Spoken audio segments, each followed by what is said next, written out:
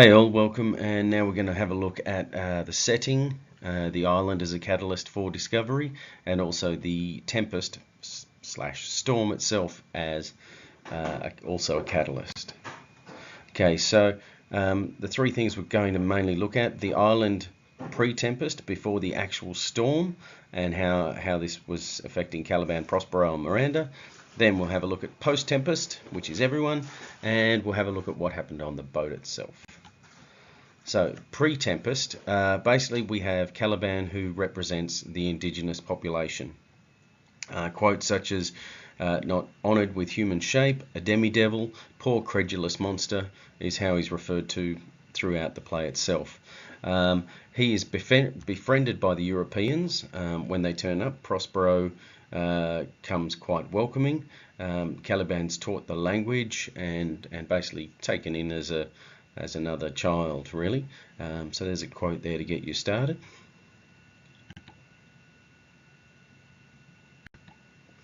Alrighty, so still pre-Tempest, we have the mistake of the attempted rape of Miranda, which Caliban saw as a way to populate the island with his what he sees as being his princes and princesses, but he is controlled by those with more power. So you can certainly see the colonial implications here. Magic basically equals better technology, such as guns versus spears, but Prospero uses magic to give him stomach cramps and insult him and things like that to keep him under his control. So the audience is really involved in this sort of discovery, and due to time and context, they certainly see this in a post-colonial way, and certainly see this as a lot more negative than they may well have seen this in 1600. Prospero certainly changes his colonial outlook later on in the play, as he actually takes direction from Ariel, who is also one of the population of the island. So the island post-Tempest, the island is the catalyst for change. So the new environment highlights all of the characters' flaws or strengths, and highlights any discoveries that they do.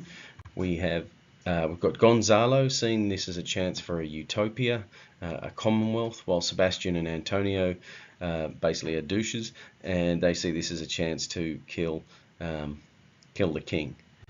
Now the separation of all the characters on the island leads to different discoveries. We have Ferdinand meeting Miranda and them both falling in love and certainly learning a lot about themselves as people. There's a lot of self-discovery between the two of them. We have Caliban meeting Stefano and Trinculo. They introduce him to booze, thus turning Caliban a little more rogue than he may well be. And everybody finds Prospero, and there's certainly huge discoveries and changes there. So the last slide here, we've just got the actual boat itself, which is in the first scene of the play. It's the only other basically setting other than the island.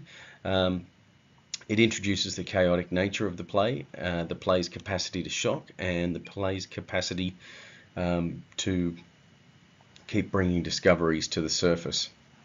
There's the inversion of power from the bosun, who really shouldn't be swearing at and being nasty to his supposed superiors. There's a discovery of the characters Sebastian and Antonio and how basically up themselves they are with their retorts to the bosun. And then we have Gonzalo, and there's the discovery of him basically being a top human being, and that's further reinforced throughout the whole play. So thanks very much for that. That's a little bit on the setting and the storm itself.